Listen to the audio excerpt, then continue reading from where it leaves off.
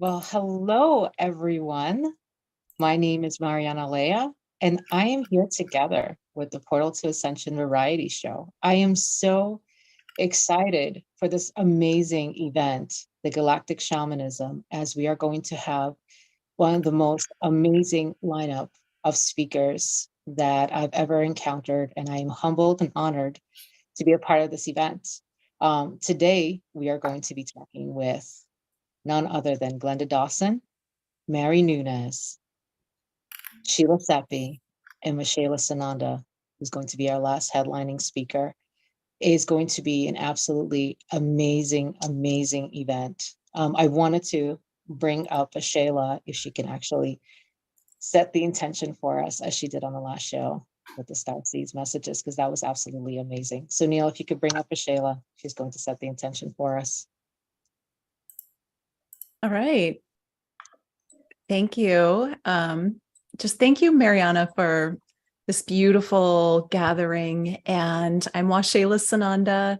I would love to just start us out by joining together in our intention. And so just, if you will, close your eyes if you're in a safe place to do that.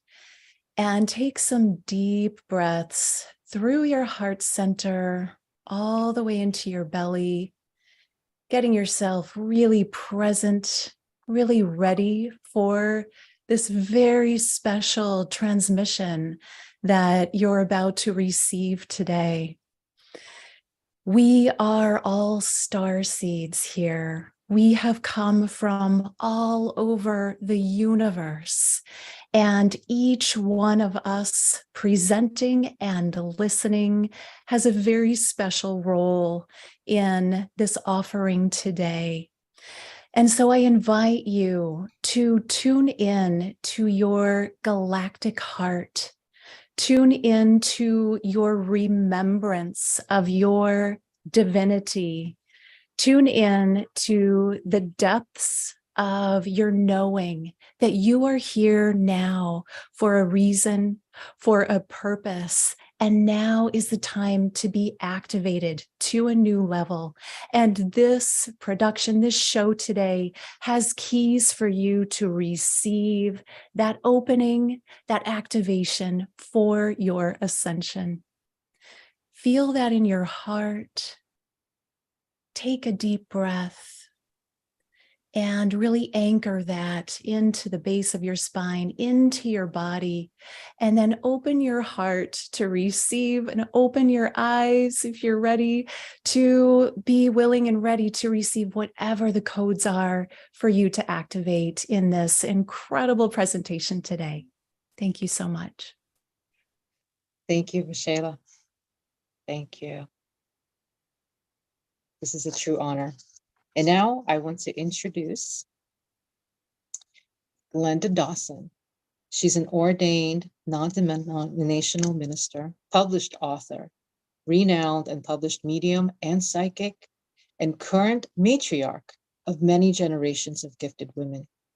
Glenda is the owner and founder of the spiritual center, Glenda's Magical Creations, where she has been blessed to grow from one room to now accompany the entire first floor of the building. She's an emissary and an ambassador at the Galactic Alliance, the walk-ins, Indigo, Starseeds, and Hybrids, and was a member of the 2021 Metaphysical Committee for the world's largest ghost hunt event that is held every year in September. Glenda was the guest coordinator and participant in 2021 for the Paranormal Panel with Beyond Being Human project. She's certified as a Usui Reiki Grandmaster and teacher for over 20 years. And she is the Usui Reiki Grandmaster Teacher 22nd level, Right Hand Path Reiki Magus, Grandmaster Teacher 10th degree, and more. And I am so honored and so humbled to introduce her because she's also the host and producer of the Three Witches and a What on the Conscious Awakening Network, the Glenda's Magical Creations channel. She is one of the biggest spearheaders of our spiritual ascension process in the entire human collective consciousness as a whole. And I'm so honored that she'll be joining us today. Glenda, Neil, would you bring her on?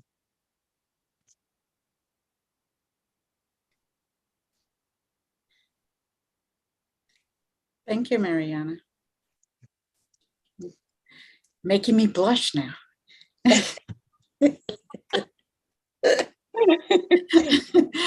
I would like to speak today.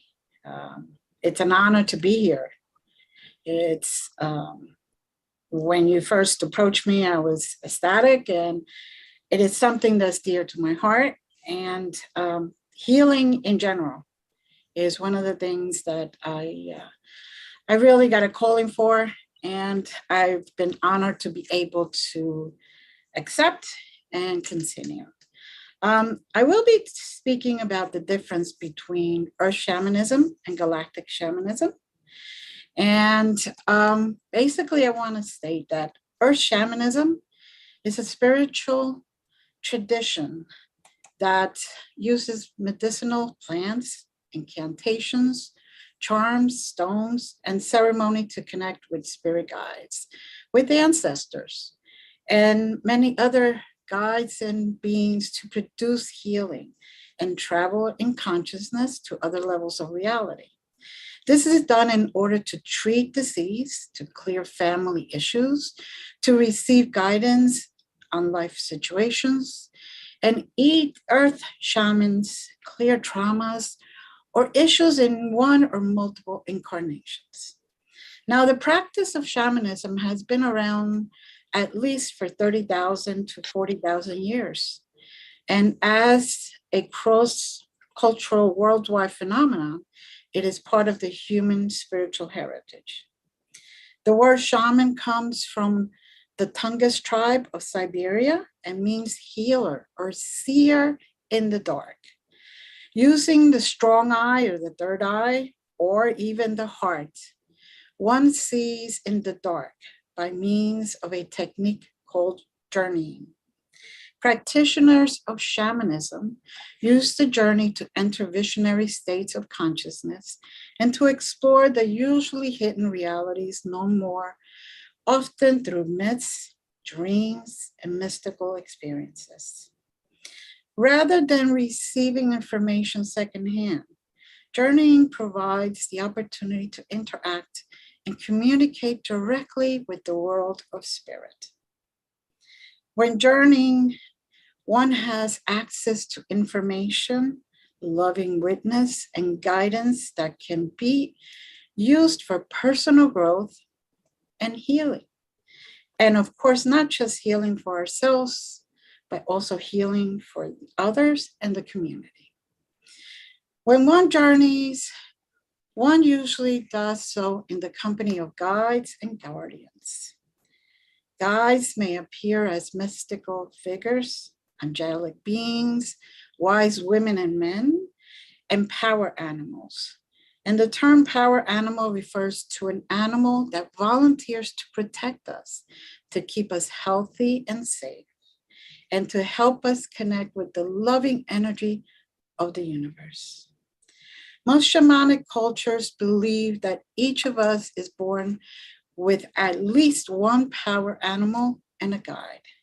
Most of us have 2 or 3 power animals around at any given time.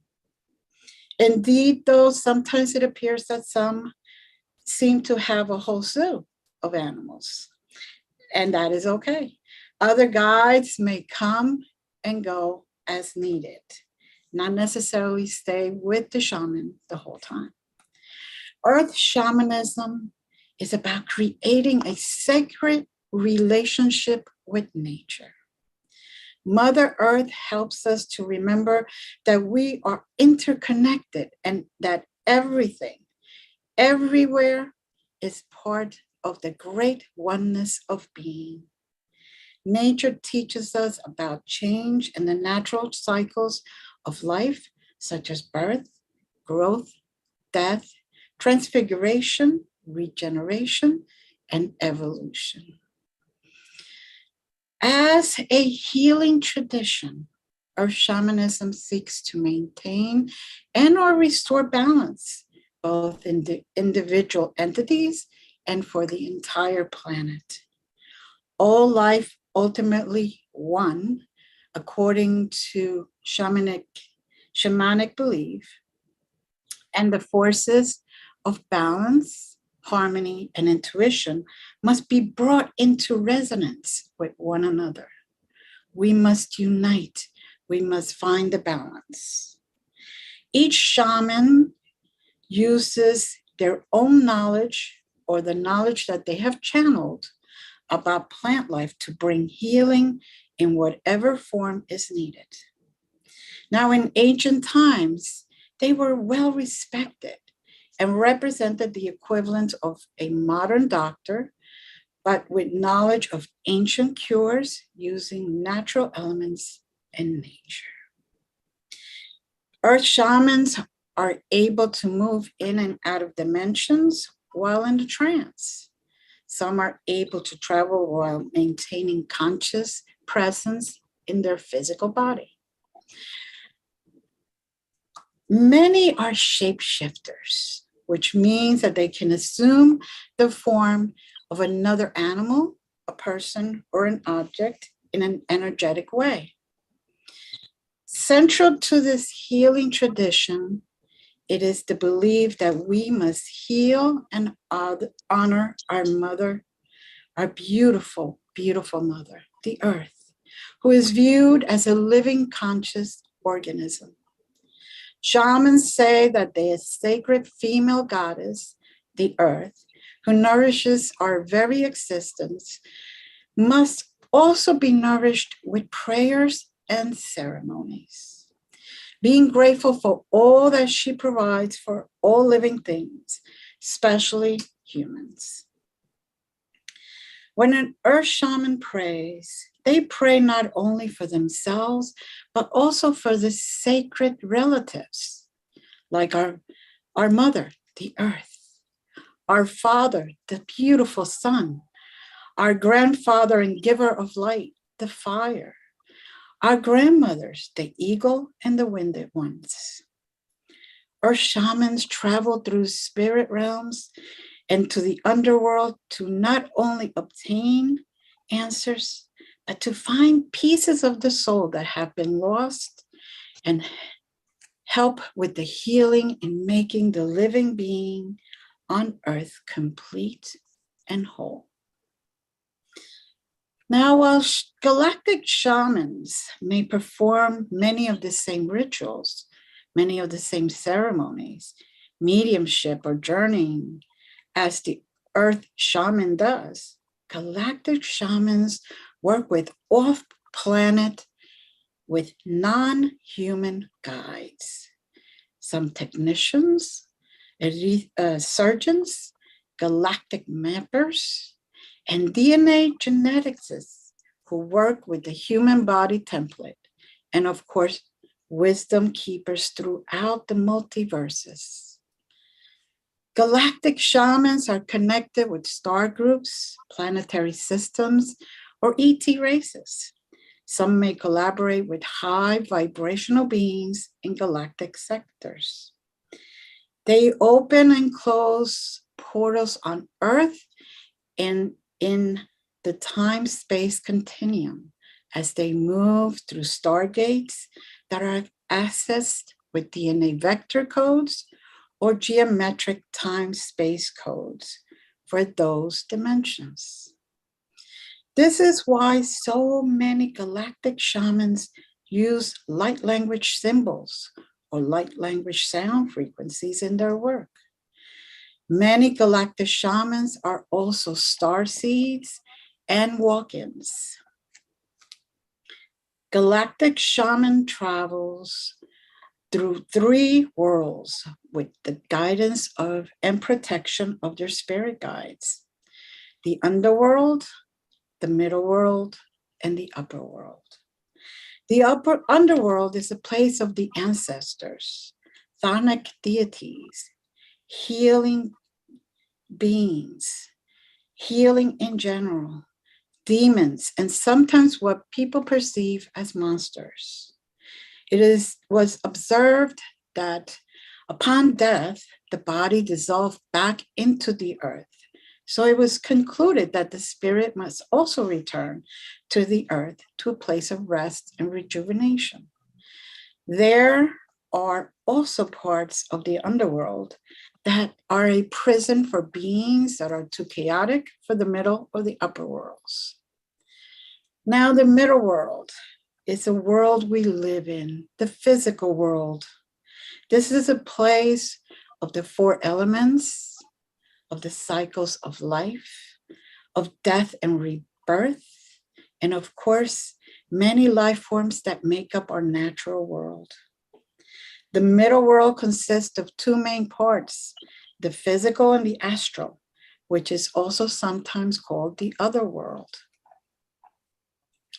The physical part of the middle world is a reflection of our reality. It is easy to travel there and explore the area because everything looks like what we already know. There is wonderful nature, cities, villages, deserts, and oceans, just about everything we have on Earth. But one must be careful because there are different spirits that live in the middle world. And just like in the living, in human form, some want to help us, some of them want to have fun with us, and others want to trick us and lead us on the wrong path. That is why we always have our guides with us to guide us to the correct ones. In the shamanic astral or other world, we find confused souls of the deceased, mid-world spirits like fairies, elves, gnomes, goblins, our ancestors, and often our own soul parts. It is not always easy to distinguish one from another. And the other world is not a physical world and therefore has no real appearance. It is basically an energy world.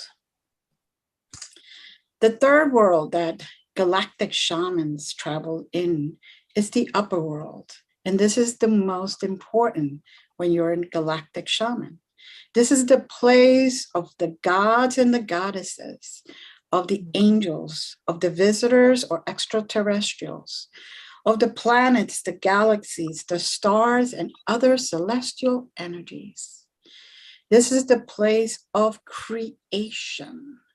And some say that the upper world is the place of the divine. But I believe all worlds are divine. It is what we believe, what we go into, and what we use, what intentions we use. The gods resonate, of course, on a higher vibrational frequency, much higher than the middle and the underworld. So they naturally belong to the place of the stars.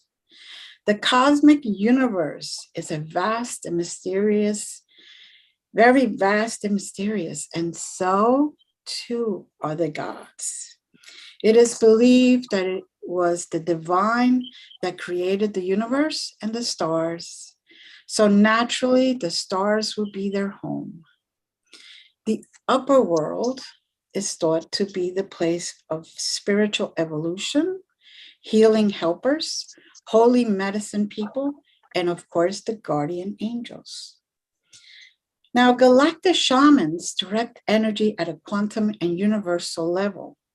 Some carry a portal in their own personal field or DNA that allows them to traverse galactic realms and interact with beings in other dimensions. Some are aware of themselves and other forms or simultaneous existences. And both Earth and shamans and galactic shamans can help souls cross in and out of the earth plane. Galactic shamans are the modern day oracles, showing humanity what is possible when we remember our true nature and stop following dysfunctional trends and beliefs. Like ancient prophets, galactic shamans are on-the-ground liaisons for off-planet beings, working through humans to perform what some consider to be miracles.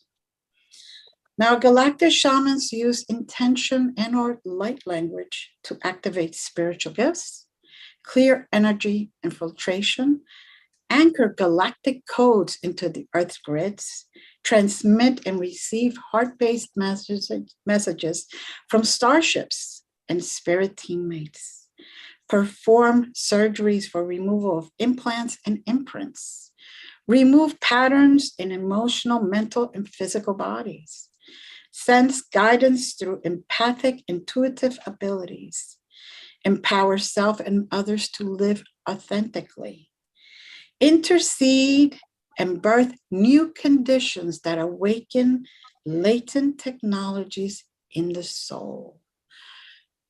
Journey interdimensionally, open and close portals to every single dimension, no matter what their frequency is.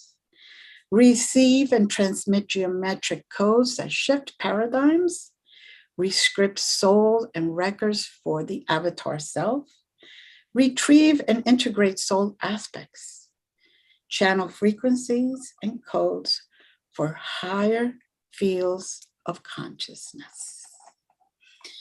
A galactic shaman, to close, is one who experiences Earth, the solar system, and the galaxy, all existing within.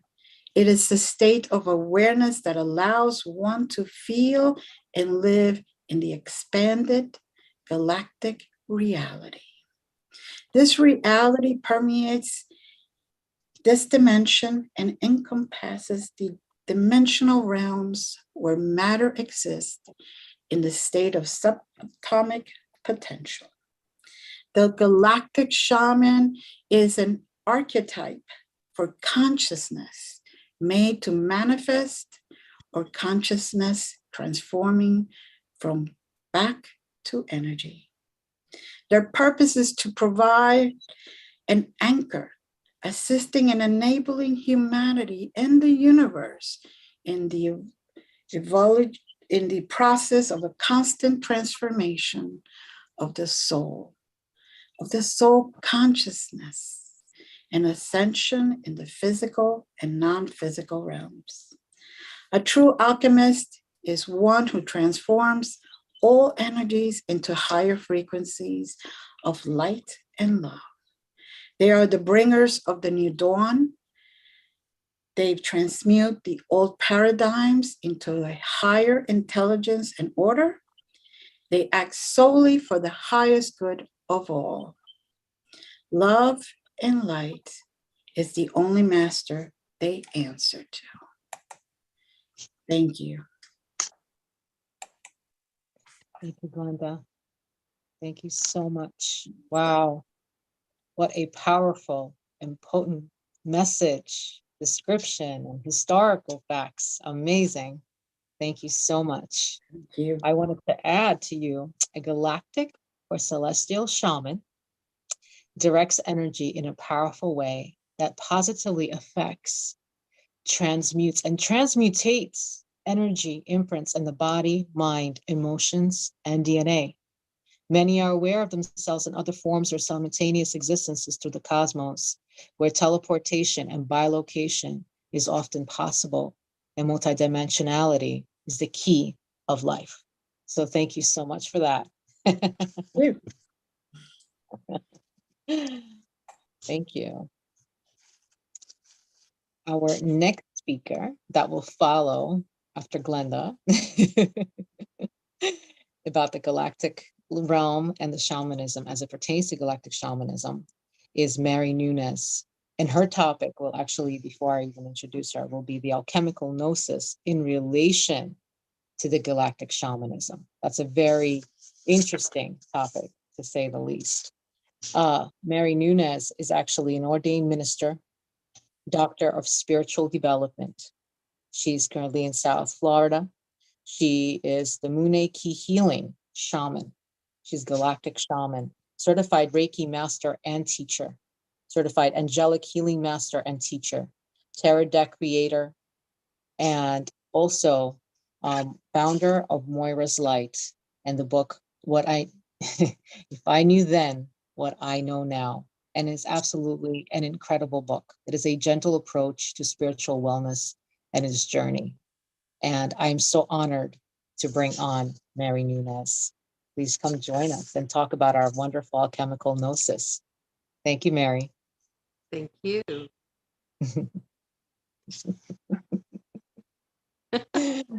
There's so much more things I could say about you, but I figured I put it all into like a small little bundle because it's just infinite things that you have created in your life and how much you've turned everything and your journey into such a beautiful co-creation with the universe. I mean, it's humbling. It's humbling to say the least. So thank you. Thank you. Thank you very much. I am so honored to be here among such wonderful, wonderful panel filled energy. I can feel it inside of me. I know that everyone watching is going to feel it as well. And there's a lot of wisdom that is now being shared, not only between ourselves, but we're actually giving it out to everyone out there that is seeking, they're actively seeking information on their next move, which is where we go with our alchemy. Since we are born, there are alchemical changes that we are going through inside the womb. How incredible is that? And then you bring that beautiful alchemical changes, which back in the past, they all thought that it was, oh, it's, you know, we want to turn things into gold. We want to extract gold from humans. What did that mean? Well, now in this day and age, we realize what that gold is. And when we really sit back and analyze, it's us. We're the gold. We are the universe's most precious resource. And when you put it all together and you start thinking about, well, as a galactic shaman, how did I get here? How is it that we were led here? Well, there's that beautiful word, gnosis. Gnosis, spiritual gnosis. We have it since we're in the womb, even before we're in the womb, because we have been able to, with the technology that we have, with the information, the channeling that we have all received, it all points to one thing, and that is the actual energy that we are receiving 24/7. We don't have a wind-up mechanism anywhere in our bodies to keep our heart and our blood flowing or our brains going. This is happening regardless.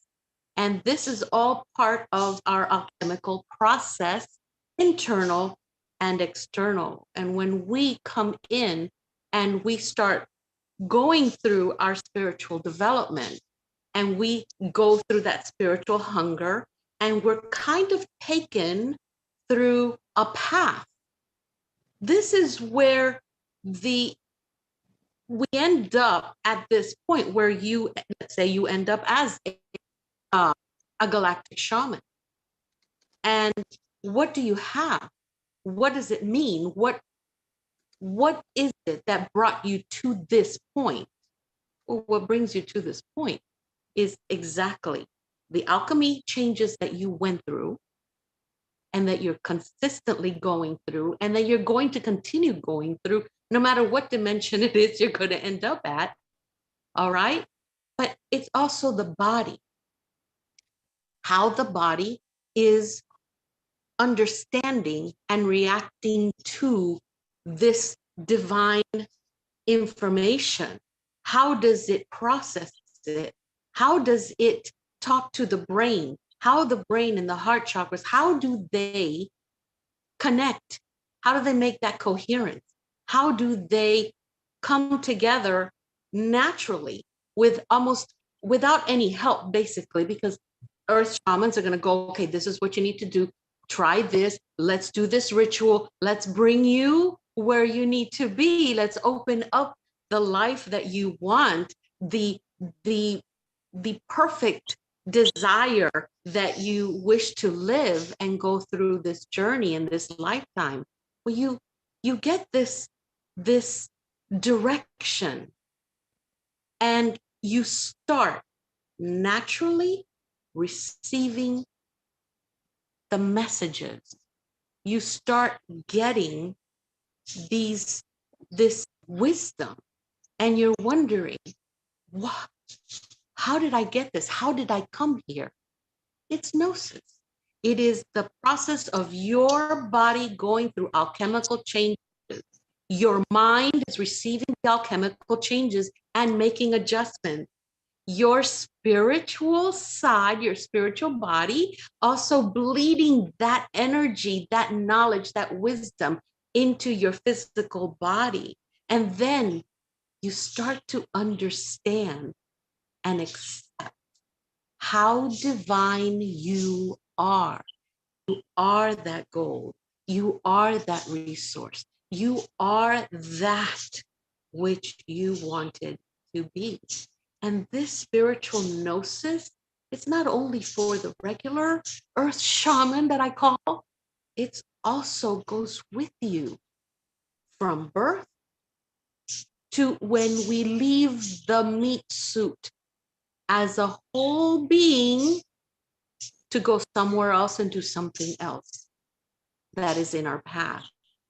Because not for 1 minute can you think, and you even believe that gnosis would ever stop you or giving you your next path. We're always on a path. We're always on a journey. And with galactic shamanism, when you're able to sit somewhere normal, I don't go around with my tools or anything. I am the tool. This is where you get the message. Okay, so you can rattle. Yeah, let's go. Let's rattle and disperse energy. Oh, absolutely. This is great. But we're still going into the quantum field. We are still accessing quantum energy. We are still manipulating energy, and we are still in the middle of Earth and heavens. We are still that hollow bone where we receive and we send and begin to receive again so that we can send. We're the middleman. We are that resource to bring heaven to earth. And gnosis, listening for you and telling you and giving you all this information and teaching you with your eyes completely closed, with your ears completely, your hands completely in your ears. You know where you're going. You know what you're doing. And you are able to say, you know what? Guide me. I allow the universe to guide me, because the universe has this beautiful essence, this energy that will always guide you the right way. And when you begin to learn to listen, and that alchemical process finally gets you to that place where ego is no longer in your makeup. It is not anywhere in your cells, in your body, in your atoms, inside and outside of your body. This is where true alchemical wisdom has landed in you. And now this energy is just pure, essential love, where anything and everything is possible. And you are able to work as a shamanic or a galactic shaman, receiving energy from all star nations, bringing in healing from all these different otherworldly energies and existences, because we're not the only Coca-Cola in the desert. I'm very sorry to say, we are not the only Coca-Cola in the desert. There are many others, okay? We are so incredibly lucky, and we should be honored that we get to this point, which is by no means the end of anything. This is just the beginning, because the more we learn, the more gnosis we allow, the more we allow the alchemical process to strip and dismember everything that doesn't work and create us back into what we need to be. That is how we can look and ask and receive. We are truly divine. And with this wonderful process of stripping everything that no longer works and allowing a clean vessel to receive and to work in the quantum capacity for the healing of all. Because if we heal someone in one dimension, we're healing what? We're healing all. We're healing everything. Thank you very much. Thank you. Thank you. I have a quick question. We still have a minute or two. Okay. So at which point, because I do remember you telling us about the story about the reluctant psychic, at which point did you feel that aha moment? Because I've heard you talk about that story, and I didn't even mention the fact that you are the second host of the Three Witches and a What on the Conscious Awakening Network. And you talked about that, I think it was episode 3, and it was just, it warmed my heart to hear that. And that's the whole point. Bring about that example of that alchemical gnosis so people can be touched by that. When you know that this is the inner wisdom and that beauty of that inner wisdom, that passion that you imbue into your heart when you just know. It's like the wind, you can't see it, but you feel it. Yes, you do feel it. You absolutely feel it. I was bedridden with my second, almost lost my life. And and my mother, who was the best, still is the best spiritualist, called me on the phone and she said, I'm coming over because there's something wrong. And I never wanted to tell her what was going on. And the woman finally comes to the house. She does this big to-do healing, which at that time, again, I'm the reluctant psychic, but just a new mother, and I'm going through heck and resisting every help that I can get. And she told me, she goes, you're going to feel like you're going to die tonight. But when you wake up, you're going to be just fine. I'm like, yeah, okay, God, in the middle of the night, if I am going to die, I want you to find someone really good for my kids and my husband. I don't want them to be lonely. And then all of a sudden I find myself at 2:00, my son crying, I'm giving him his milk.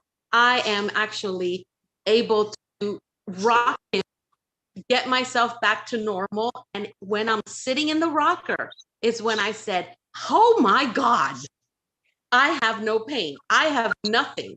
I feel perfect. I called my mom at 2:00 in the morning. I go, Mom, and she goes, call me tomorrow. I know. Just call me tomorrow. Don't bother me right now. And she hangs up. I'm like, how does she know?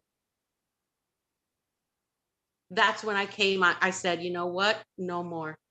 I know what this is, and I'm just going to have to embrace this. I stopped resisting. And then it was like, everything came, and I have never been happier in my life. Never.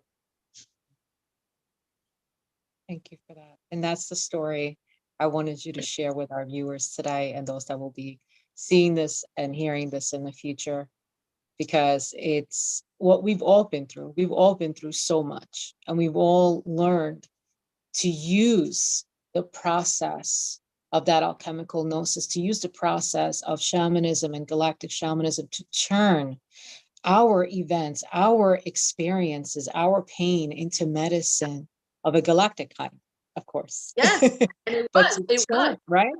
But to turn our experiences in the human form, in the meat suit, into something of a co-creation that we can manifest into the most beautiful way, to turn that into the most positive, to transmute the negative. Because after all, there is no wrong or right way.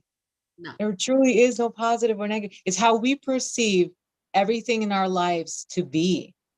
Exactly. And so that's the process. That's why we created the Galactic Shamanism topic, because we want everyone who's called to this call today and in the future, well, same thing, past, present, future, all the same.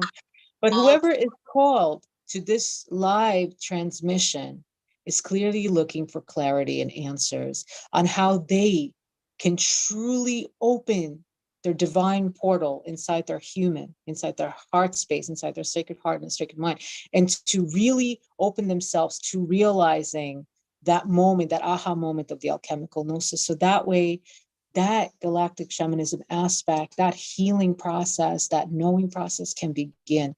And that also is the feeling of safety of walking as ourselves, our human and our divine, and being secure in our walk in life on earth.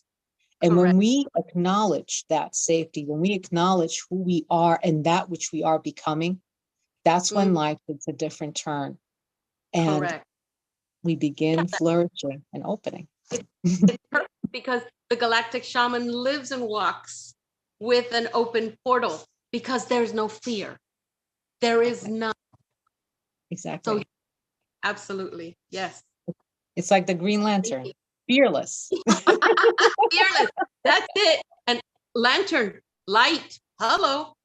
Moira's light. That's right. So thank you, Mary. Thank you so much. And thank you, Glenda. Very Yep. Thank You guys kind of, complimented each other. So thank you so much for that. Thank you.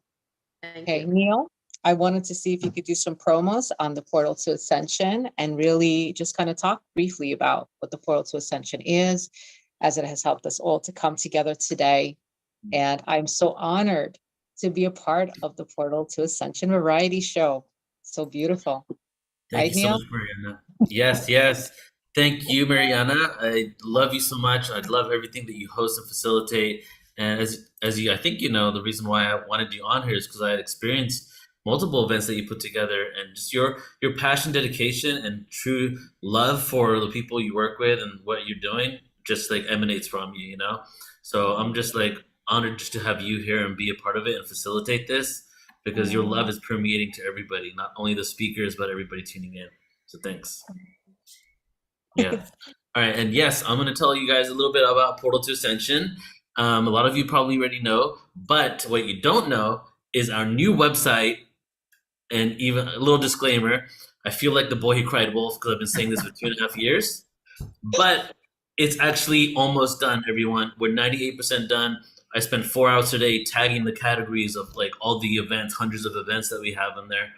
And a new website is going to be launching by March 16th. And I'm letting you guys know as well, we're doing 48 hours, everything free on our website, 10,000 hours of content categorized. So as soon as it gets launched, I'm going to go ahead and email everybody and just be like, new website launch, time to party, everything's free, go and have a field day.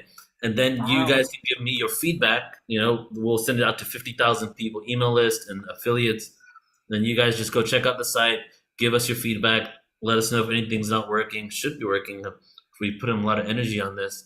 But as that gets launched, I'm just really excited because I feel like I've been joking with people. I'm saying like as soon as the new website launches, I feel like I'm gonna ascend and no longer be able to use my website because it's like this cycle that I've been in trying to get this done. 3 different web developers, you know. So yeah, everybody just look forward to that. It'll be launched soon. What I do want to share with you, yep, Joan is I extremely. just want to say congratulations, Neil, because ever since we start working together, it's like any day now, any I day. know. And guys, it's going to be well worth the wait. And wait till you hear about the upcoming adventures that Neil's been creating. Yeah, that we've been creating together. And Yeah, Joan's been along for really. the ride, so she's seen me in my ups and downs and anxiety and all that stuff. So we're both really excited for this. So what I'm going to share, I think I have another time later. So I'm going to share 2 different things today. The one I want to share first is the first event coming up, the first live conference in 2.5 years that we've done, which is the Portal to Ascension conference in San Diego.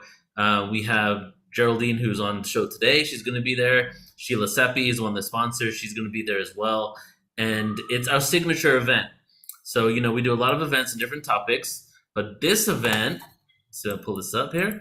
This event is the Portal to Ascension event. So it's like all the topics combined in one. So what I want to do is just show you guys a trailer so you can get a feel for what the experience is going to be like. So here we go. Oh, nice. After 3 years of having to produce the Portal to Ascension conference online, we have been waiting for this moment. The Portal to Ascension conference is returning live and in person. Join us at the Marina Village in San Diego, California, April 21st to 23rd, 2023. As massive shifts are happening on the planet and hidden truths are being uncovered, we are piecing together the fragmented parts of our existence and timeline. At Portal to Ascension, we are dedicated to full circle awareness of the truth of who we are and remembrance of our connection to the cosmos. This is showtime. There is no holding back. Now is the time for us to harmonize the frequencies and create unity and peace on Earth. We are deprogramming from an outdated matrix system, re-educating and remembering an inherent truth that connects us all. As we come together, we activate our truest potentials, individual gifts, and collective resolve. We are ushering a whole new reality that we know is possible and is waiting for us to embrace it. Join founder Neil Gore and the entire Portal to Ascension team with hosts Alan Steinfeld, Michelle Anderson, and Joan of Angels over these 3 days, April 21st to 23rd, 2023. We will experience musical performances by Larissa Stowe and the Shakti Tribe, Vox Angeles, Share the Light, Admiral Apollo, and Torquemji. This conference features incredible luminaries such as JJ and Desiree Hurtak, Adam Apollo, Carolyn Corey, Robert Schock, Linda Moulton Howe, Robert Edward Grant, Barbara Lamb, and many more.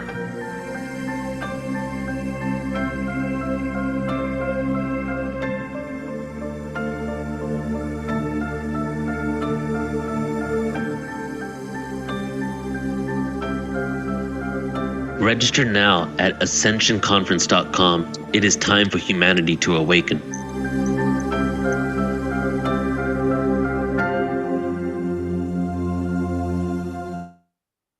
Beautiful. Amazing. Wow. Amazing. You know, I want to say something is that one of the most powerful things about our events is the community. Like when we do online events, our community has their own connection, and coming together in person and meeting all the speakers and hugging and the intimacy that's created in these events is just exciting. That's why you're all invited. Exactly. So much love and intention has gone into this, everyone. We're going to be in such a beautiful area. We get to connect in person. And I'm just going to close it out with this. I said there is no holding back. It's inevitable. We're waking up. And it's really time for us to step into that and create connection that goes beyond our online digital avatar selves that come and we do these things together in person. So I would love, like, all of you guys are invited to come there. And I'll show you about some other events. We're going to be in Sedona. We're going to be in the UK. We're going to be in Egypt. So, come check it out and connect with us and go on this journey. This is a year-long pilgrimage for John and myself, really, to these sacred sites. So hope to see you there. Right? Yeah. Thank you for letting me share, Mariana. No problem. I'm actually we're working on it with Phil. I think he's going to be one of your speakers, right? For the conference. Exactly. Are you coming?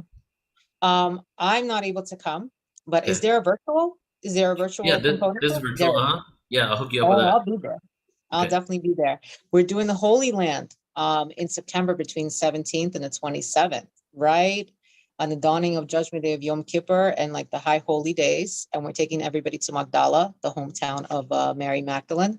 And we might even meet you guys when you guys are going into Egypt. So we might cross. Yes. So you're going to wait Israel, right? Holy Land, Israel? Yes. That's where Wow. It's going to be wonderful. Oh, yeah. This is a year for everyone. Everyone to be traveling and doing some amazing, amazing things. It's going to be great. And as you just mentioned, Geraldine is going to be a part of the conference. That's why I wanted to bring you up to do the promo. Geraldine is going to be putting on an absolutely amazing presentation about the DNA. And I look forward to it. That's one of the reasons, because there's going to be so many amazing speakers. So I want to actually introduce, before we bring Geraldine up, Geraldine is a good friend of mine, but I absolutely love and I'm amazed by the challenges that she does, by the work that she does. I've experienced it myself live. She's a clinical hypnotherapist, meditation instructor, instructor, owner of San Francisco Bay Area Meditation, which is absolutely an amazing organization. I mean, she has done so much incredible life transforming work in the field of DNA reprogramming. And she's an ascension coach. She's been on TV. She's been in so many different appearances. She is a front headliner for the DNA and for the process of morphogenesis. She actually joined us and Neil as we did our process of morphogenesis last year, and it was absolutely amazing. And I am humbled that she's even on this call with us today. So I'd like to, with no further ado, bring about Geraldine, and she could also tell us what she's going to be talking about at the conference as well. Geraldine? Hi, Mariana. Thank you so much. Can you guys hear me okay? Absolutely. Okay, awesome. Absolutely. I just realized that my mic is not really on. Yeah, it is such an honor to be here, my goodness. And as always, Mariana, the things that you do are so deep, they're very heartfelt, and they are profound. You can feel the centuries of your wisdom coming through and the people that are always connected with you. So it's an honor to be here. So yeah, you did the introduction, so I'll just go ahead and jump right in because I would love to share a couple important things with you, and let me go ahead and open and share my screen. Let's hope my microphone doesn't fall off. If it does, it's okay. We'll just keep going. All right, so yeah, let me just come over here. So today I want to add to the incredible shares that we've had already that, I mean, talk and so deeply about these topics that we are covering about galactic shamanism. I want to focus a little bit on the applications of these galactic shamanism and how we are using this shamanic wisdom to access and activate our DNA. Through history, the shamans are known as the ones who know. They are the ones who know. And since the beginning of time, they're the ones that cultivate this knowledge and this wisdom. They are the ones that are connected deeply to nature, to themselves, that go deeply inside themselves into that silence in order to be able to activate, well, their DNA. And it is within this ability that they are able to activate their higher faculties of being able to see this information. I believe that probably through history, if it wasn't for the guidance of these shamans in every single culture around the world, every single culture, and royal groups, royal families have always worked very closely with those who know, the shamans, the ones that cultivate the higher faculties in order to access intuitive insight and to provide the medicine, right? The different kinds of shaman. There's the medicine shaman. So all shamans provide a certain kind of medicine, right? And medicine is essentially the science or practice or the diagnosis of a treatment, prevention of illness. Illness representing the imbalance, the disconnect, the disorder of a system. So those who know are the ones that guide back to balance, back to order, back to wholeness, which is what healing means essentially. And here you can see all the different names of the shamans, but through history, every single ancient civilization, they are the ones that connect us to this deeper wisdom and infinite knowledge of oneness. Not just in the physical realm, but interdimensionally. They are the ones that communicate with the animals, the animal kingdoms, that all the kingdoms of this world that make up our physical realm, but also interdimensionally. And the beautiful thing about this is that we have been talking a lot about disclosure and ET contact, interdimensional awareness now in our collective and in mainstream. And, you know, but these shamans and those who know have already been deeply interconnected and interacting with the interdimensional realms for centuries and centuries. So I believe what is happening now is that we are activating through our DNA this blueprint of potential creation into the interdimensional. Our DNA is essentially the database. It is the blueprint of all life form. It is the core root of all potential creation in these dimensions. And this has actually been symbolized by the snake consciousness, the cosmic snake, which represents the braiding, the DNA strands, the double helix of the DNA strand, which is encoding all of the formats of potential life. So we have the wisdom, the one who knows can activate that information by accessing and activating this genetic blueprint, the data within our core. And if you look throughout every single culture, in ancient cultures and modern cultures in history, the snake, including our own medicine with the caduce, is a representation of this alchemical process integration, which is available through the merging and the integration of these dualistic energies that lie within us. It is the alchemical marriage that essentially creates that Christic light, that alchemical life force that allows us to activate our higher faculties in the ability to access higher dimensions. We are accessing the memory. It is the memory. The one who knows is a product of the cultivation. The one who knows is a product of the cultivation of our higher faculties, which is the integration of our duality. That alchemical message is the key to the activation and mutation of our bloodlines through history. In fact, those who have shaman memory through the generations are a product of the mutations through the alchemical activation of their DNA. So this shamanic is actually, and somebody mentioned earlier, it's like an archetype, but we have it encoded within the generations of our bloodlines. And it usually cycles, it goes through cycles, but we can activate that memory at any time, in any generation, any timeline, because it is encoded.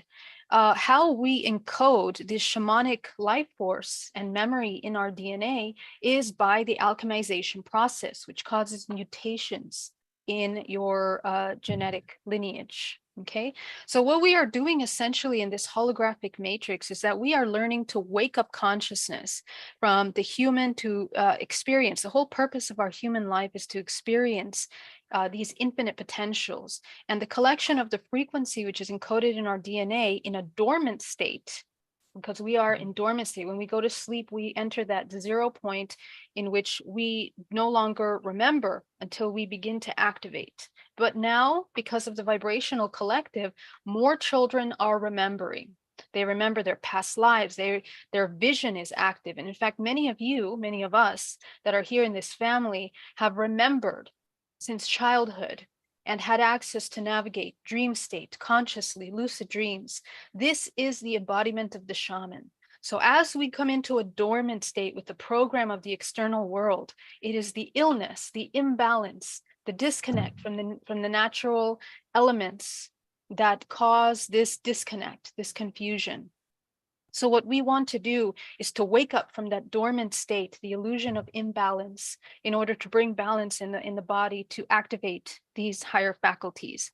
Remember who you are. It means to become one with the universe, as here in our DNA is the memory of all that we are interdimensionally. So what does that mean?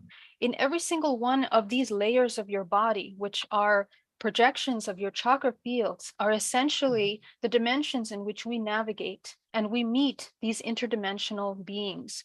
Everything from entities to angelic beings to Arcturian, Pleiadian, you name it. And these levels of consciousness are all encoded within our DNA. And the activation of our faculties allow us to access in dream time and in waking state, like the shamans did, in order to heal. So if we have a broken soul, let's say as a result, this is just an imagery, right? The concept of a broken heart or a disconnect from our source. To reintegrate, the human has to recall, they have to remember all that they are. And we can do that through hypnotherapy, through the many modalities that the shamans utilize. We call hypnotherapy now, but the same modalities are being used by shamans to bring people into altered states, into higher states of awareness, changing the brain waves in order to be able to access these higher states of navigation, in which they recognize themselves beyond the physical limitation, beyond the illusion. It is within this DNA, in this epigenetic psychotherapy, which is what I'm doing, intergalactic energy work, where we reintegrate these fractals of ourselves, and essentially we are cultivating life force. We are learning how to cultivate life force. And in order to access the seed memory energy, which is within every cell of the body, every cell of your body holds this seed memory. So the language is vibrational frequency. We are learning how to speak that language. That's the language of the shamans. Every fractal of yourself, which has been recorded in this memory, is crystallized as a frequency which produces a wave form. And that wave form is essentially what allows you to expand within you. So this internal harmony that's created in this biological system allows you to access many dimensions. We activate our DNA through frequency shifts, which then activates up to, infinite amounts of DNA strands, but every dimensional layer is a strand of DNA. Okay, it's a multidimensional strand of DNA, holographic strand of DNA. And this is where we begin to access these beings through history, the angelics, every single archetype that has been expressed is within your encode. So actually we can find this infinite wisdom within our bodies in order to really heal, to become whole again. So DNA is an interdimensional portal. And I heard somebody else say that earlier today, which was so awesome to hear that. But the access way into this portal of navigation is through our chakra energy system, the way life force is cultivated through the body, and essentially self-organizes through the chakra system. So when we clear out the heaviness, the dormant state, when we pull out those blockages in the field, which is what a shaman does, and he does it with feathers, he does it with spirit, with many different things that shamans work with the elements in order to remove and transmute dense blockages of energy into white light again. That is essentially what we are doing. And the healthier the human, the higher states he can travel in dream state. The healthier that state of connection, your source chord, you can actually remember your dreams vividly and be lucid, which means that you can master what you're experiencing. So this is, the chakras embed that memory of our ancestral and interdimensional simultaneous timelines, which means that, if collective trauma is something that shamans have known about, we inherit the pain of our ancestors, and we have to learn how to transmute that pain into unconditional love, which is not an emotion, but it's a cultivation of your life force.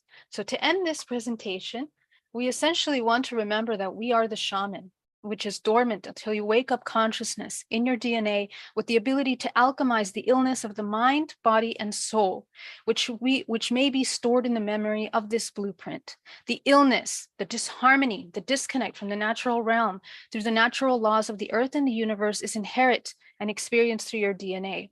We navigate dream time and higher dimensions in order to expand your light, which means activate your DNA. So essentially, this is what I want to impart to you today. And thank you so much for having me.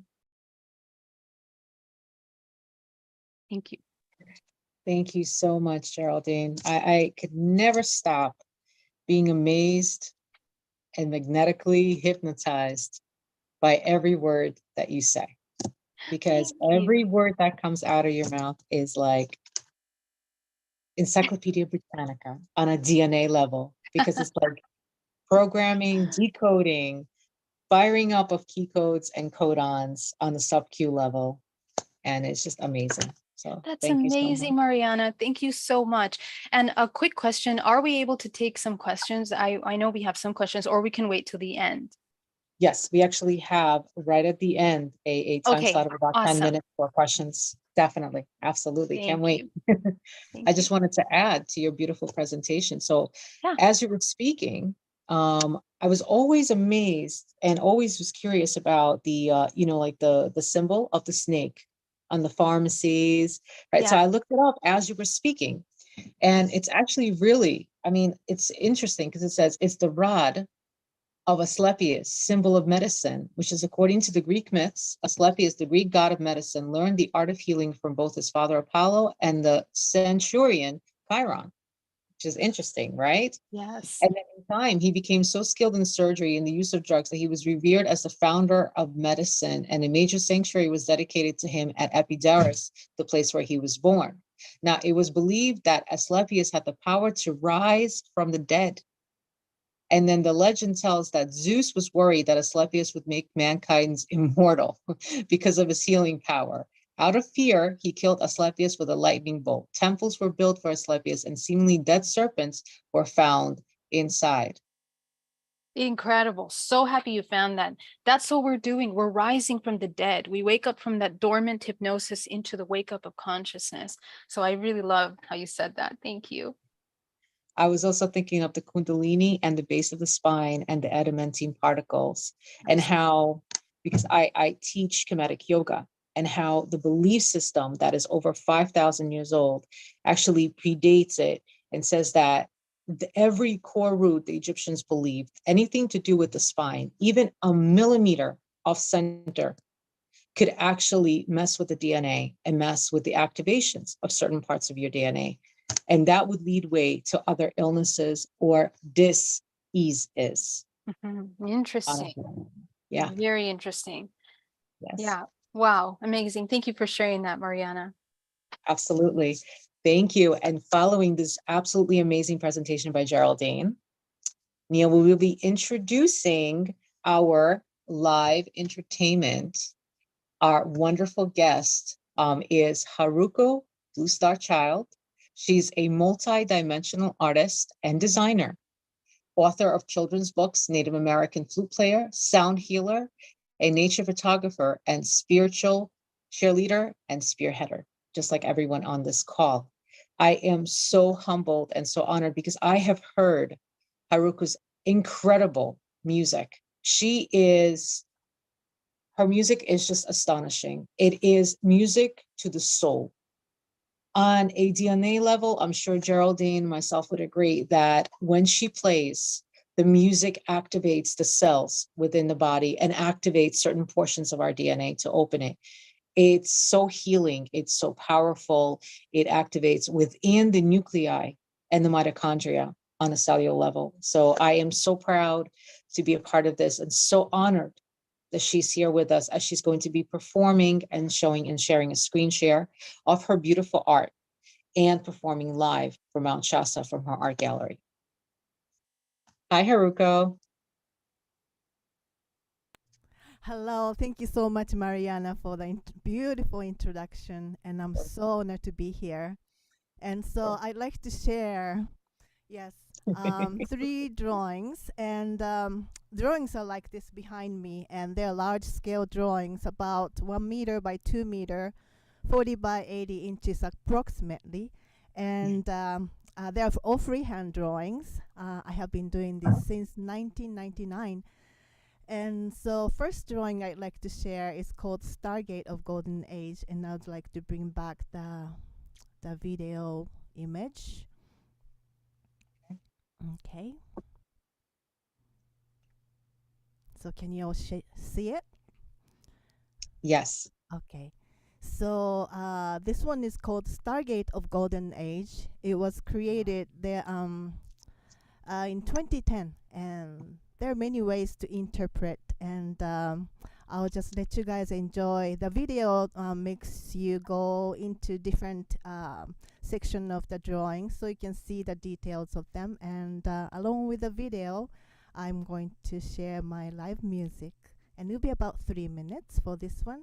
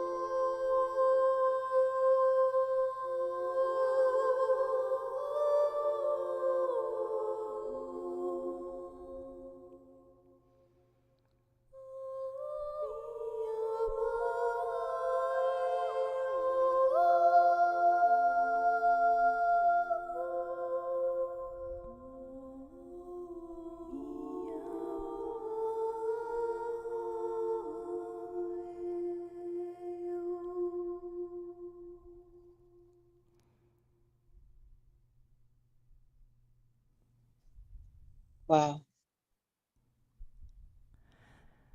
Next one is Pleiadian Rainbow Mothership.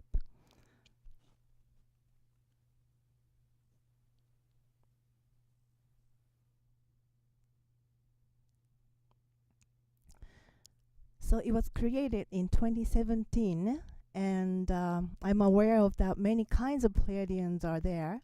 And the Pleiadians that I feel close to are angelic, and they're mainly in the light body. And also they live in several dimensions simultaneously. So in this drawing, I wanted to combine the collective essence of Pleiadians. And through the music, I'd like to bring the frequency of the Pleiadians that I connect with.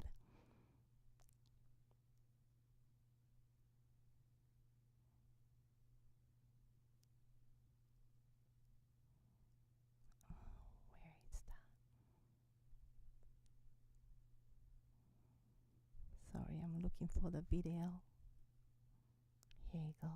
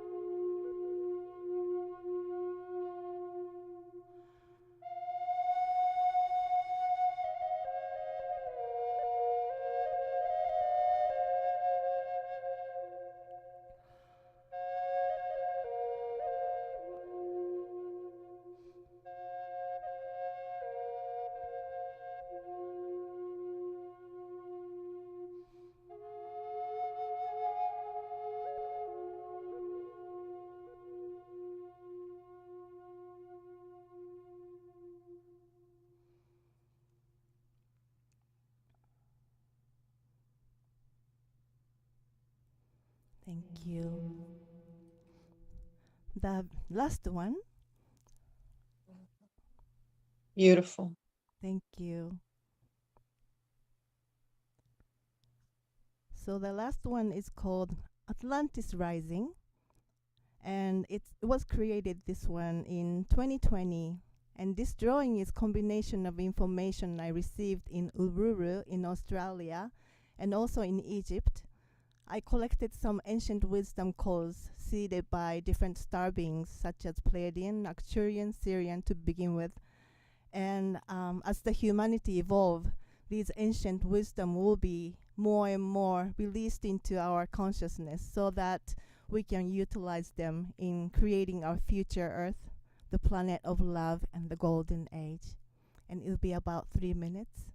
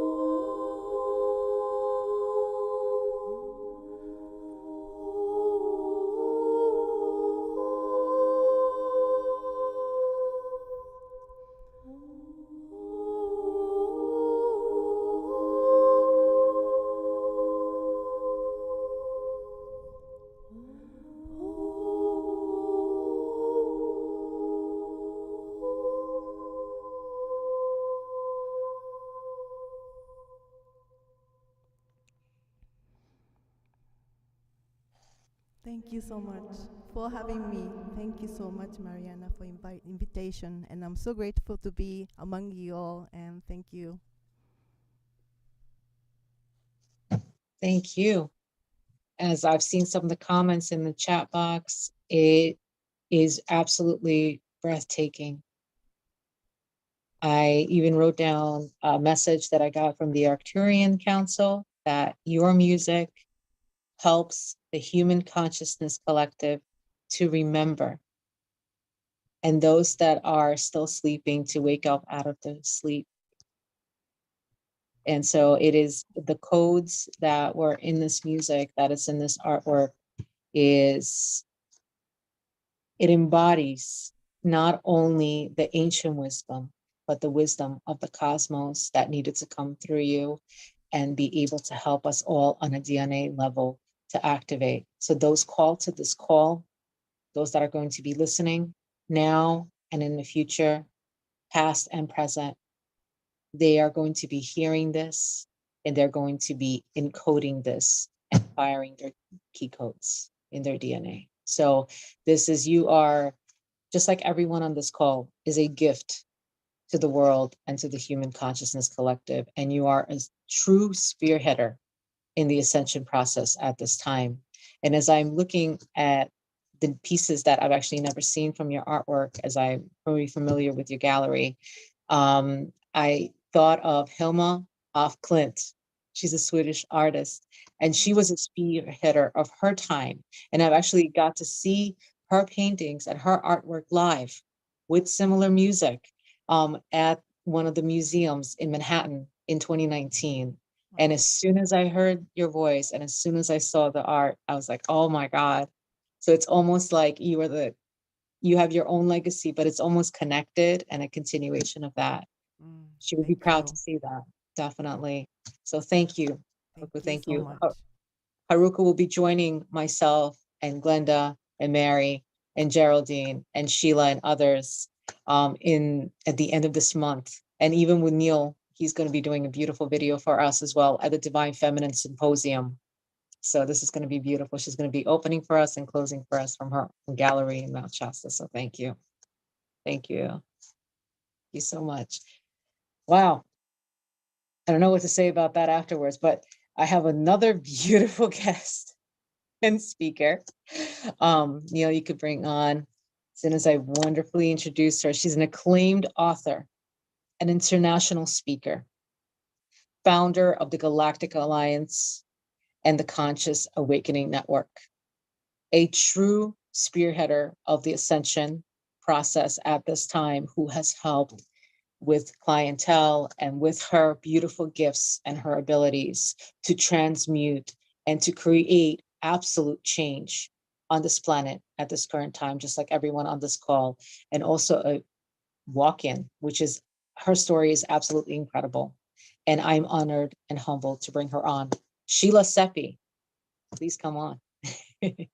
Grace us with your presence and let us know. And her topic is going to be so enlivening, because when I first heard of her topic, it was like, wow, this is amazing. It's going to be the anchoring the truth of the universe.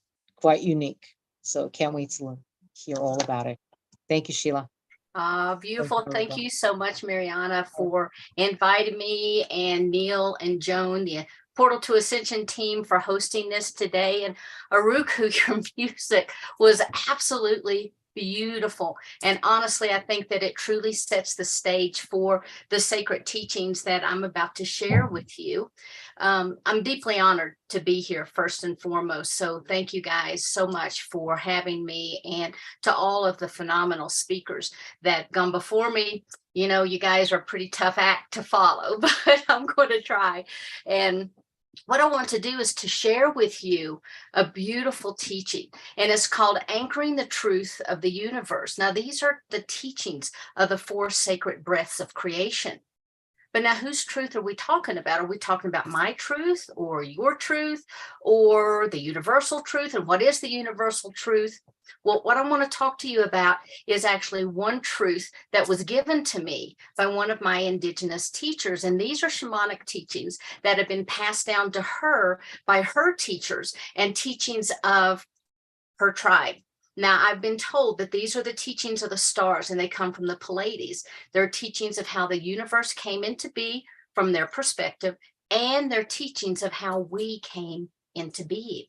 Now, one of the indigenous teachings that I originally received, that all things in creation unfold with the rhythm of 4. There's 4 directions, there's 4 elements, there's 4 seasons, there's 4 stages of life. There's the 4 worlds, with us living in the 4th world, getting ready to move into the 5th world. And there's the 4 breaths of creation that come from Great Spirit, the Great Mystery, Father, Mother, Source, God, Creator. So what I want to do is I'm going to run through these phases. I'm going to describe the breaths, and then I want to anchor these teachings in for you with a little bit more detail. So with these 4 breaths of creation, there's actually 3 phases. There's first the in breath of the Great Mystery, and that is equal to the creation process of all things that are being created. Then there's the out breath, when the creation actually began to unfold and is expelled. Then there's a pause for this evolutionary process or adjustments to begin to take place, which we now call scientifically the morphic resonance.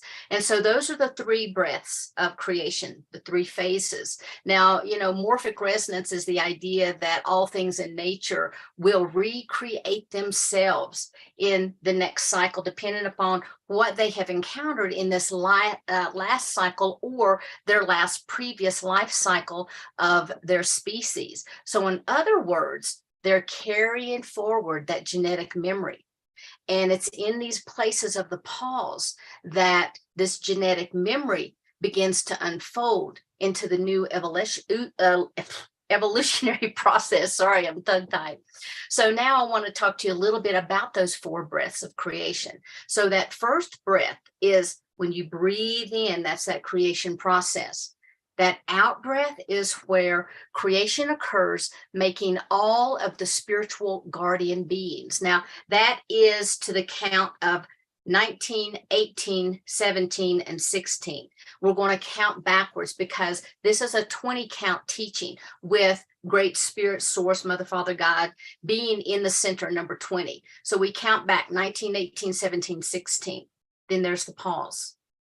The next thing that happens is there is spirit place where we count to number 15 and we move into the spirit of physicality and into all matter of the universe. Now that second in breath is a creation phase.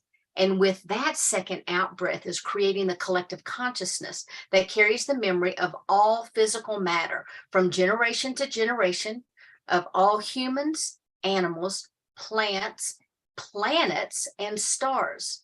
And with this process, this is count 14, 13, 12, 11, and 10. And this is where these templates of creation now begin to unfold. This second pause is where the evolution occurs and that the spirit begins to evolve. This is where animals begin to evolve, humans begin to evolve, the planets begin to evolve, because all of the existences of life has now come out into fruition. So that is what we would call today first and second density. Then there's this third in breath, and that is a creation process also. With that third out breath, this is where the physical world is made manifest. This is movement 9, 8, 7, and 6. Then we have the third pause, the evolutionary process of the human realm, the physicality realm. Then that fourth breath begins to come in. When that fourth breath goes out, it expresses the creation of the movements of 5, 4, 3, 2, 1, which we're going to talk about, and all of life comes forward. This is the place of the breath of life. And this is where we are today. Now, in this teaching, they talk about the architects of the universe. So let's go back and move into number 19 again. So that guardian is what we call the guardian of the matrix. These are the designers of energy. These are the ones who created those templates of creation. This is the foundation. The matrix is where everything that has come to be is. Some people refer to this as the void. And within that void, this is where the vibrational frequencies began to take on the vibration and the oscillation, and they began to create patterns of life, which were going to come. That's what we're talking about here, these guardians of the matrix, the designers of energy. Movement 18 is all about what's called the record keepers. And these are the keepers of life. These are the ones who observe, now that everything is in the process of being created, what do we need to add? What do we need to take away? What do we need to bring forward? What do we need to remodel? These are the ones that keep the record of kind of like all the trial and error. These are the recipe keepers. Okay, so now we move into Guardian 17. This is the weavers of the dream. Now, this is what we might call the creator beings. These are the beings that made the world the way it is. These are the weavers of all of the threads of reality. They're the creators of the templates and the blueprint implementers. Now, this is not anything that can be brought forward into reality unless it's the weavers that have designed it and they begin to unfold it. Okay. Now, this group has really everything, all of the energy and everything that it takes when the people talk about that they are the ones that dreamed everything into reality. This is the group that did that. These are the weavers of the dreams, the keepers of the dream time, the keepers of all things possible. Then we move into Guardian 16, and this is the spirit of all ancestors. Now, everything that happens in this circle is about the scope of reality. It doesn't happen in our physical dimension yet. Everything that's in our physical dimension is in those lower 10 movements. But right now we're talking about the energy that's higher than ordinary. It is that non-ordinary reality. And as Glenda was talking earlier, this would be the place of the upper world. So when each count was created, these beings that were created are now standing in the positions to anchor in this reality. So now all of a sudden, we're talking about the keepers of the north, the keepers of the east, the keepers of the south, the keepers of the west. And each indigenous tribe has their own way of calling in these directions. Some will look at the east, and this is the time of the new beginning. This is the time of the new day. And they'll move all the way around until they come up to the north, which is the place of endings and the place of beginnings. And that's where we start to bring in all of the ease and the grace of all those life lessons that we've learned. But this also, the north is a place where there's a pause, because there's the beginning and the ending, and then the beginning again. So when we move into count 15, this is a place of the collective consciousness. This space is where the collective consciousness and the memories of all humans can be found. It includes the consciousness of every human that has ever lived or ever will live, because everything first is consciousness, and then there's the structure and the form that follow. Now, in the consciousness of spirit, this is where it's before we incarnate, before we begin to pull that spirit into our physical form. And in a way, as when I was taught this is kind of like that father energy, because it's that action-oriented energy. It's the spirit before it incarnates into human form, but it has to have that action component. This is also a place of a pause, because it's the place that the collective consciousness that holds all the memories begins to merge. It has everything that ever has been, ever will be with regards to human, because this is the place of the great pause. Now, if there's a need for adjustment, of course, the morphic resonance begins to take place. Then we move down to count 14. This is the spirit of all warm-blooded animals, the collective consciousness of every single warm-blooded animal that's been on the planet. We move down to count 13, and this is the spirit of plants, the collective consciousness of every plant, every tree, every flower, every grass, every shrub, everything that has to do with the plant kingdom is found in the movement 13. Then we move down to the count 12. This is the place of the spirit of all planets. Now, this carries the memory of all planets, of all creation. So even those planets that have gone back, that have imploded, that have gone back into universal matter, all of their consciousness is found here as well in the spirit of all planets. Then we go down to number 11, and this is the spirit of all stars. And this carries the memories of the stars of the life cycle of creation, the Big Bang. It carries all the black holes and all the reformation energy. And in between the explosion and the reformation process, the evolution of morphic resonance also occurs. So everything that's 10 and above is where the spirit and the ancestors reside. And everything that is 10 or below 10, this is everything that resides in the physical dimension. So now we're going to drop in. And you can kind of think of these physical dimensions sort of like a subcontractor of the universe, okay? So in count number 10, we have plain consciousness. Now, there's nothing plain about consciousness. You have to have consciousness before you can have everything else. But this is what's considered the crossover point. This is the place of the merging of the physical plane with the spiritual plane. This is the place that all of that higher energy drops into physicality. And this is like a huge shift of the universal energy.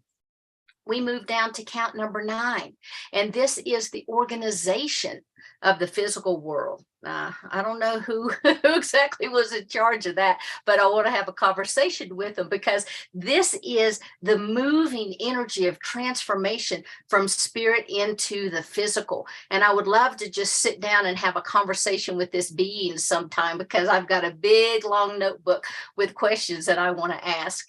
Then we move into count number 8, and this is the higher place of consciousness. Now, your own higher self-consciousness is located here. This is the place of learning about the incarnation of the spirit, and it's where we make decisions for our own life. The next movement is movement number 7, and this is what we call dreaming into reality. This is the physical self that is actually dreamed forward by our ancestors. And this is how the decisions are made that's going to impact. This is the place of like our birth plans. This is how we decide how we're going to move through this incarnation cycle. And it's also the place where the physical beingness has been dreamt forward, and it helps us to collectively decide how this world that we perceive is going to be. Then we move into count number 6, and this is the energy of the progenitors. These are our ancestors. These are your physical ancestors. Actually, these are the beings that when we disrobe, when we drop our meat suit and we go into the underworld, these are the beings that will be meeting us. Now, when I say underworld, I'm talking about the lower world. I'm not talking any mythology here. So these are the beings that's going to meet you in the lower world, and they're the ones that's actually, when we get ready to incarnate, they're the ones that help us to prepare. They're the ones that have gone up into these other realms and also assisted us with our birth planning. Then there's another huge pause, and this birthplace of what all reality comes in. This is the place of all humans. We move down to the lower dimensional realms, and this is the place of the spirit of the animals. Then we move to the place of the spirit of the planets, the spirit of Mother Earth, and the spirit of Father Sun. And we cannot have life without our Mother the Earth or Father Sun. Now, some of the other teachings that I received is the importance of us knowing this is to be able to walk in a sacred way while we're here on this planet. And in order to do that, we have to be grounded. Now, everybody talks about being grounded, but I want to just talk to you a little bit about some of the teachings that I have received about being grounded, how when we drop our anchor into the center of the earth, we're moving down into the physical earth core energy. And within this earth core is all of the DNA for all of life to take place. And that crystalline core is that etheric nature of the earth. And so these are some of the teachings that I wanted to share with you, because, these are teachings that came from the stars. And in this Galactic Shaman teaching, we walk through the 4 phases of creation. We walk into that 4th world, preparing to move into 5th. It allows us to understand how everything is about the breath. It's about that in-breath. It's about the out-breath. It's about the prana. It's about the prana of the universe. It's about the prana of us. It's about how we connect with each other and the universe. And so these teachings give us a basic foundation on how we can move through this life and how we can understand that, yes, we are created. Yes, there is this web of life. And I love this picture that's behind me, because it does symbol the web of life, but it also symbols all of these ley lines, all of these matrices that make us who we are today. And so for just a second, I want you to close your eyes. I just want you to breathe in for a moment and hold that energy. and then to exhale, and you can open your eyes. And the reason that I wanted you to do that is I wanted you to honor the process of these teachings. I wanted you to honor those indigenous people who have painstakingly carried these teachings forward from generation to generation. And I wanted to share this with you because these are very, very sacred teachings.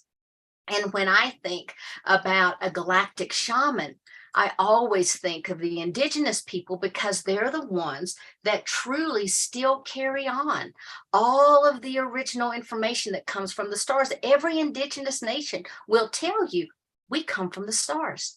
We come from here. We came from this constellation. And so guess what? We all came from the stars.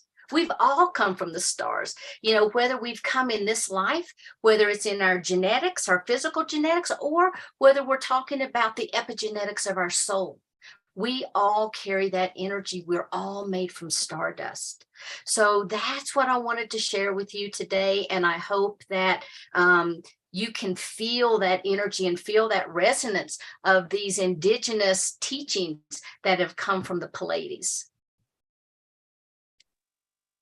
Sheila, thank you so much. Wow. Not only is it breathtaking, it just goes deep into your DNA. And you're 100% right. You can't talk about galactic shamanism. You can't talk about shamanism in general if you don't mention where we came from. Right. And if you don't mention the natives, our ancestors that gave that to us. And it is so true. All of us have come from the stars, and we are all stardust, and we are all walking here as human and divine.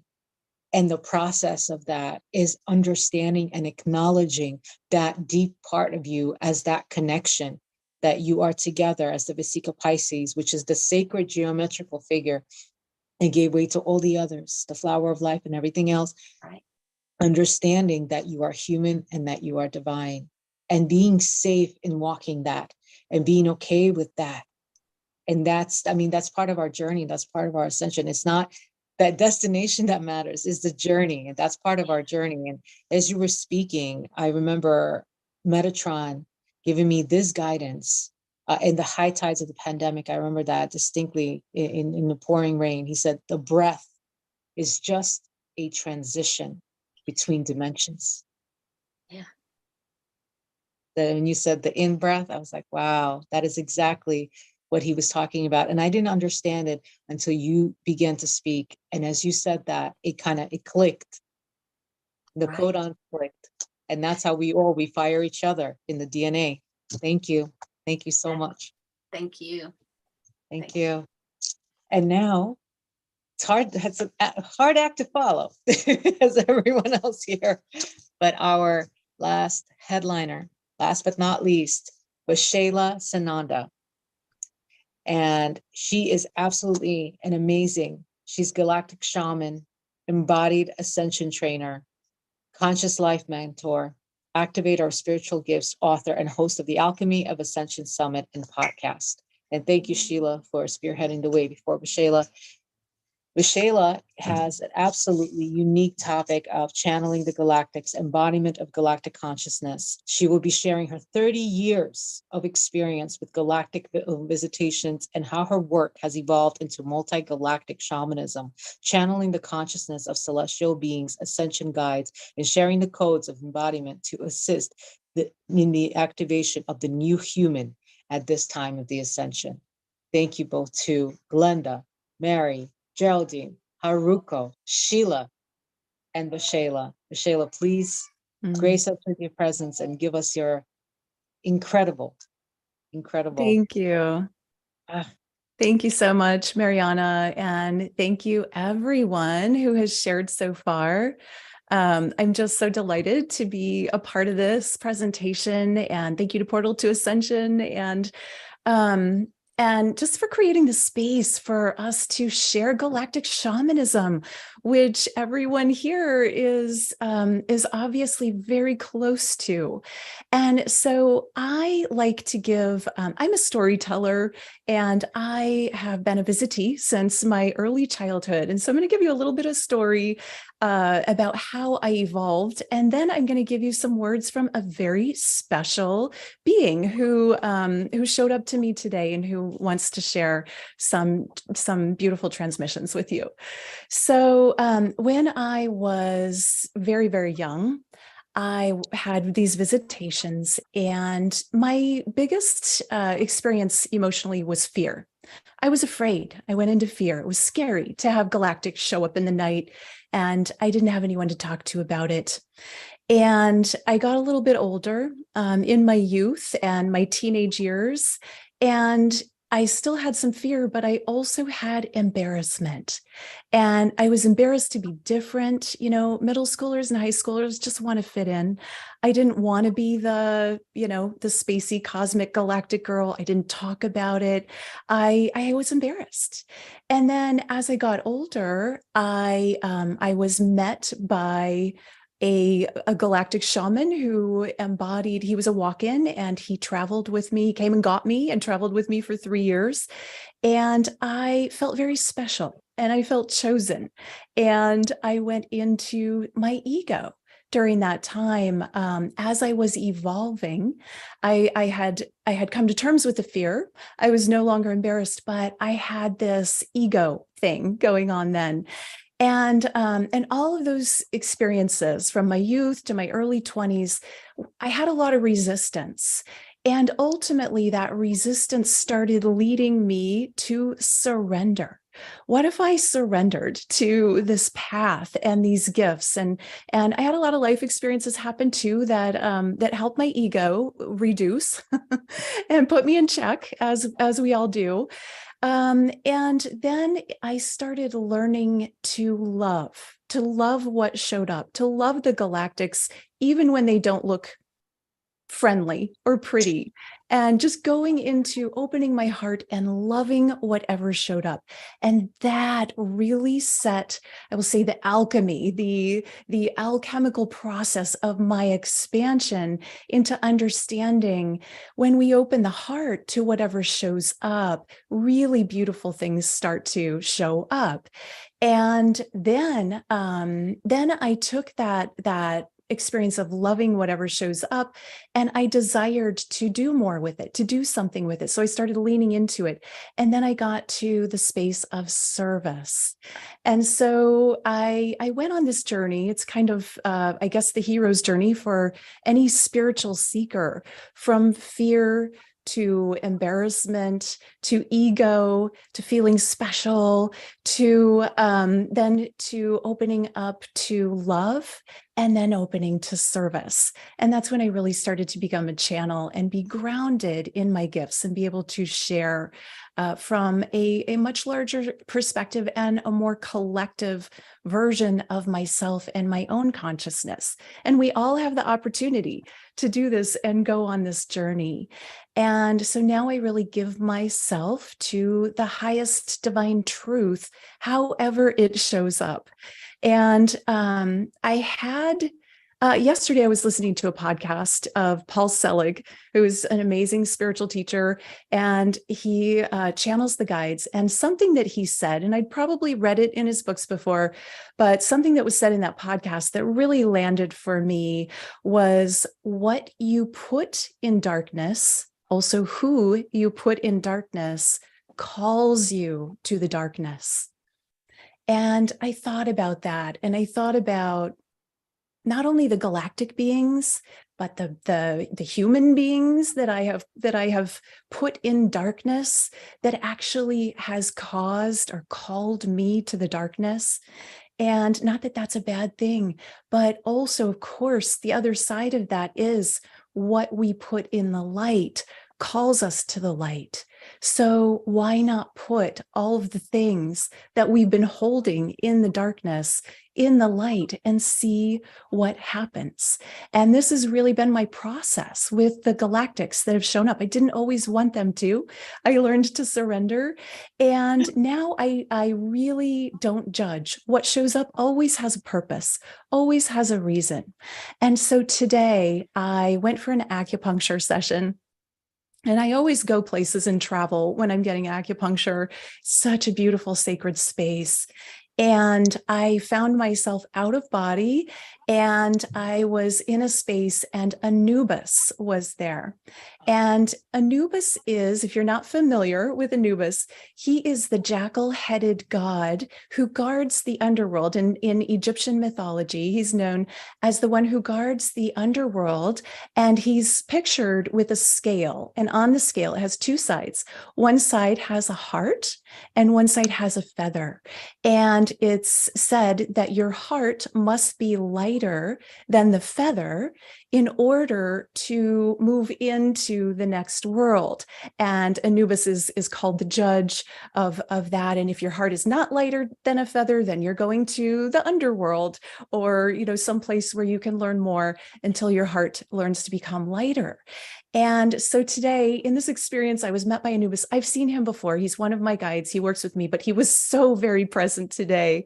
And I just want to share a little bit from that experience, but from the channel of Anubis. I'm a conscious channel, so I can do this it's almost like a translation. As I tune into his energy, I will just share of some of the transmission that he was wanting to share with me, so that I could share with you today in this experience.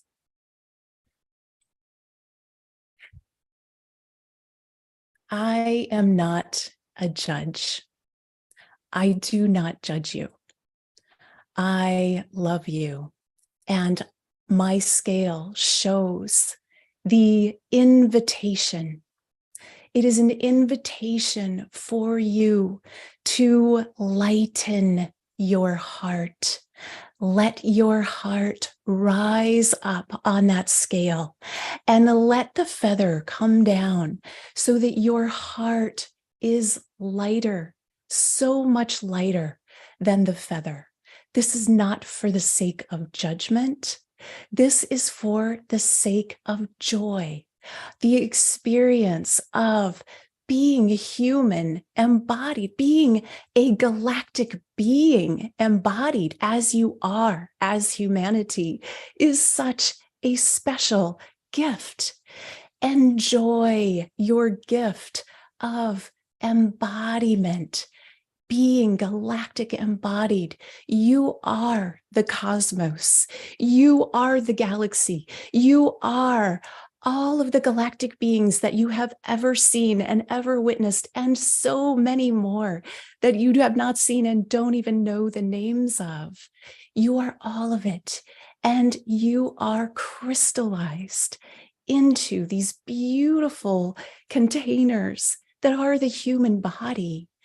My scale is an invitation to you to enjoy your embodiment, enjoy your humanity. How light can you make your heart? How light, how much joy, how much fun can you have? How much can you nurture yourself and give yourself all that you desire? Your desires and your wishes are gifts to you from your collective consciousness. You are a collective of so many divinities, of so much divinity, so many beings, all wanting and desiring to experience more life through your consciousness, through your embodiment. The scale of the heart and the feather is an invitation to enjoy, to be more light, to enlighten, to ascend, to play and nurture and have fun and appreciate and love and experience all that your human life has to offer. Embrace it. Do not judge it. Play with it and engage yourself. If you can love whatever shows up, even when it shows up in a scary body, or even if it looks like it wants to take something from you, or perhaps it's hungry or wants acknowledgement. However these things show up, love them, because they are all you. They are all you. Everything that you experience is you, and you my beloved humanity, are divine. You are a very special, beautiful gift of divinity. And it is of the essence that you know this and you tune in and activate your beautiful heart center. Open. Take away the boundaries and the borders to love. Let yourself love deeply and connect and feel the emotions. What a gift to have emotions. Feel, let yourself feel. Take away all of the layers of pain and trauma and just let yourself be in love and presence and joy. This is my message to you from Anubis. And one more thing that I want to share that I received today to share with you is that when you, and you know, there's a lot of trauma, of course, that happens as humans, when we let that trauma go. And there are many, many, many ways to do that. But there's no more powerful thing to let go of those layers of trauma and embody more of your collective self, more of your truth, more of that beautiful frequency of divine that we all are. And as you do that, you become a safe space, a safe, sacred container for the galactics. They will be magnetically attracted to you when you're holding safe space for them. And this can be a very conscious, intentional effort that we make. And I know when I want to communicate with galactics, I tune in, I raise my frequency. I think of it as going up 2 levels. They'll come down a couple levels to meet me, and we can meet there and have this sacred space together. They are so willing to share with you.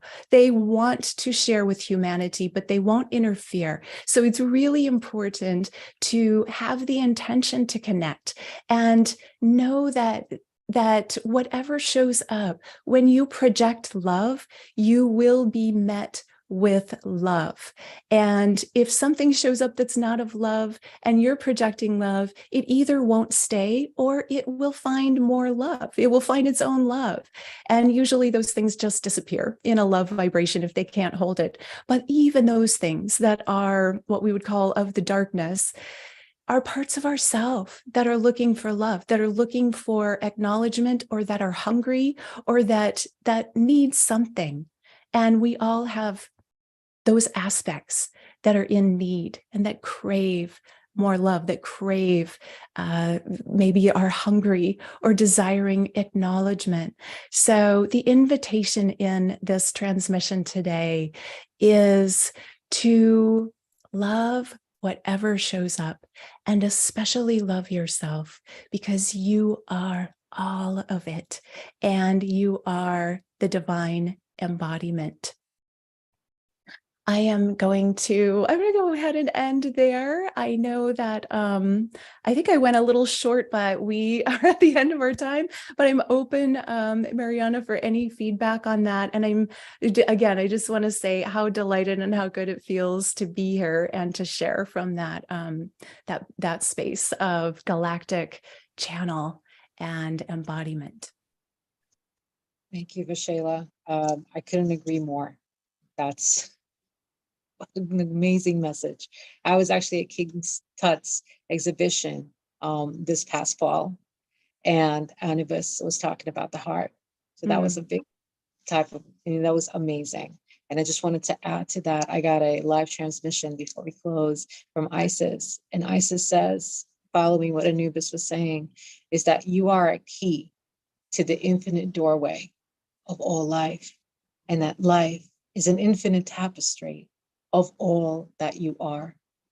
For all that you are is a self-reflectional mirror of what is inside. So thank you so much. Thank you. Okay. I think, Neil, we might have to close very shortly. So we want to just, if we have any kind of feedback, or if you guys want to put that in the chat. Oh yeah, if you guys, anybody that was speaking today, all the speakers, please put your contacts in chat, whether that be your email or your links, so that way the viewers can get a hold of you.